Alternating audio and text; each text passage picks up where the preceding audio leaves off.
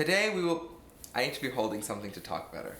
Today I will be reviewing Riverdale's latest musical episode from its 4th season. For those lucky people out there who aren't familiar with Riverdale, they took the classic graphic novel series that everyone owns and no one buys, Archie, and they turned it into this edgy, soft-porn, mystery, crime, murder, coming-of-age, high school soap opera, music, TV show, and it's absolutely horrific. So without any further ado, I'm going to do my best to describe this episode so that you never have to watch it. But first, I'm going to give you a little overture. Blood on your face, you big disgrace, waving your can all over the place. Since I'm not a sadist, I haven't watched Riverdale since the 1st season, but it seems the overarching theme of this season is that there's a mysterious videotaper who mysteriously videotapes things mysteriously, and they call him the Voyeur. I first read Archie in my 2nd grade French class, so I'd call him Le Voyeur. It was over. The evils of Stonewall Prep had been vanquished, and life in Riverdale had more or less picked up where it left off. So from my research on Archipedia, it seems Jughead had been sent to this preparatory school called Stonewall Prep, which in the trivia says it's named after the Stonewall Bar, where the gay rights liberation movement started. Cole Sprouse threw the first brick at Stonewall. So then, they find videotapes on their doorsteps, showing the outside of their houses, and they sing the song Wicked Little Town. As we should see all of them, we see the lesbians with their grandma, we see the other people with their other people. Every time Archie sings, it's like a dad in karaoke who's just waiting for his note to come, and then he slides up into it. End of song. Cut. Veronica says to her dad, "Dad, you have to go to the doctor, your appointment's today." Hiram, which is not only what a 1930s movie producer would say if they saw me tap dance, but also the name of her father. He's like, "Yeah, I'm totally gonna go, daughter." Then, as a prank on himself and his own health, he decides to go pump iron with her daughter's boyfriend, Archie, where they have a lot of tension. Turns out, while he was busy starting the gay liberation movement, Jughead missed a lot of schoolwork. So Betty organizes him a big thick binder with all his schoolwork, to which he responds what any teen would say in this situation: "Boy, do I feel like Sisyphus." So in the next scene, I thought he was just going to talk to a teacher who had a good relationship, but no. Get this, he goes to the FBI field office. So Jughead is like, "Oh, the schoolwork is so mind-numbing, I need something to keep me engaged." So he goes to the FBI, and they say, "Sure, here you go, 27-year-old teenager, here's our evidence." Oh, also he's dating Betty, and she cannot know that he's helping the FBI.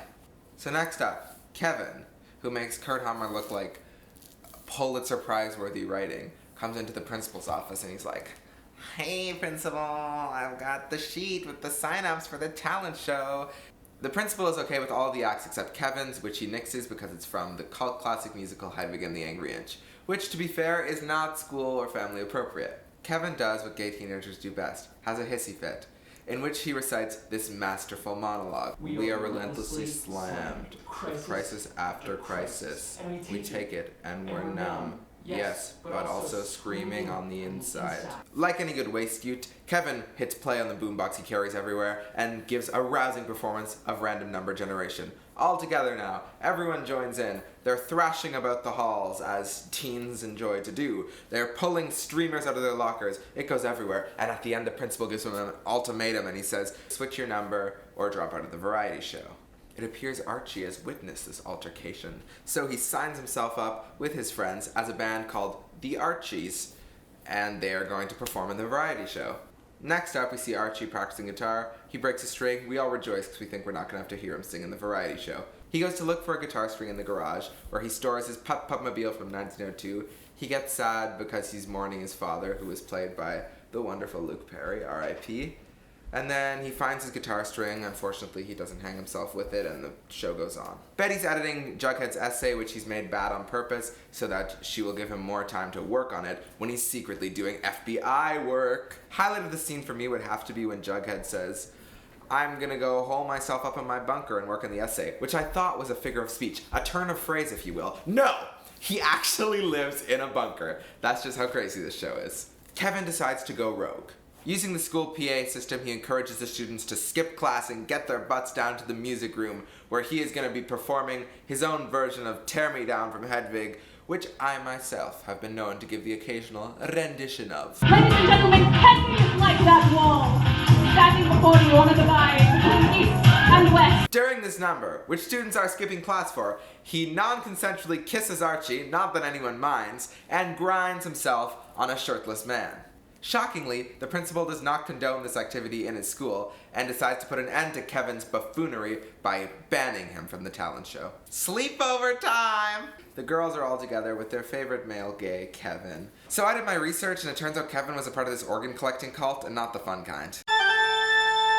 No. They take one of my favorite songs, an anthem on the performativity of gender, and they reduce it to being about pillow fighting. If you want to hear my version of the song, click the link in one of these places or below. Also, even if your cis female friends have the best intentions, their drag makeovers are not going to look like that. They're going to look like this.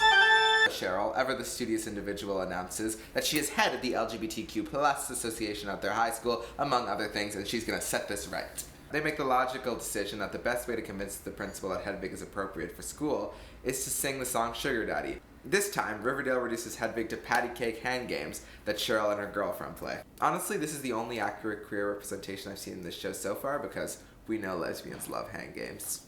Shockingly, a song about having sex with older people for money does not change the principal's mind. To which Cheryl responds, "How queerphobic of you."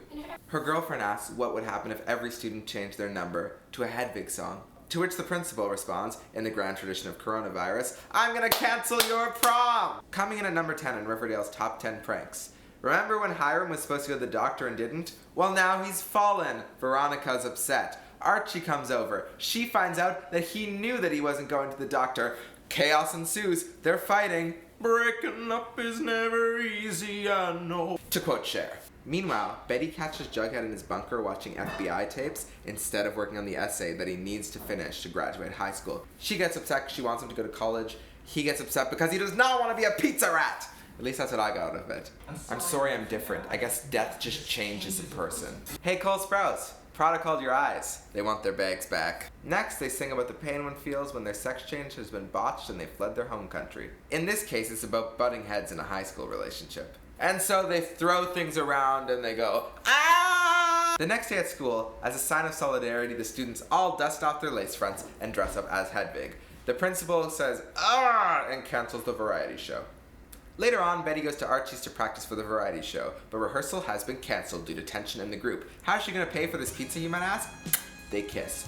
Infidelity. Later on, Jughead and Veronica come to apologize to their respective partners. Also, all this occurs while they're singing The Origin of Love from Hedwig. This is actually a very meaningful song that tells a story about finding love and identity. But in this case, again, it's about a high school squabble. Betty, much like any student in 2020, stands in a room and imagines she's at prom. In a shocking turn of events, they decide to host the variety show at La Bonne Nuit. What is La Bonne Nuit, you ask? Well, it is a non-alcoholic speakeasy owned by Veronica located underneath Pop's Diner. Speedrun because my camera's about to die. They perform the song Midnight Radio from Hedwig with Kevin at La Bonne Nuit. Archie sings through his nose. They then stand on top of the roof and sing it some more. Now everyone's holding candles as if they're mourning the death of good television. Everyone's singing slow motion. Jughead says something along the lines of, "The problem with being happy is you can't be happy because Le Voyeur is out there." He looks at everyone holding a camera. He speculates. One of these people could be Le Voyeur, and they're watching me. Later on, we see Jughead in his room looking at the FBI tapes. Two people in very scary masks come up and remind me why I hate cosplay, and that's the end of the episode. I give that a solid 1 out of 10 stars. In the end, Riverdale once again reminds us that sex education is the far superior, vintage aesthetic-inspired coming-of-age TV show, and also, they tell you nothing about Hedwig and the Angry Inch. Could it be because it's R-rated and not appropriate for families? Who knows? Maybe you should go watch the movie. Go rent it, it's great. Also, while you're at it, please watch my cover in one of these places or in the link below, and like and subscribe to this video. Rock and roll!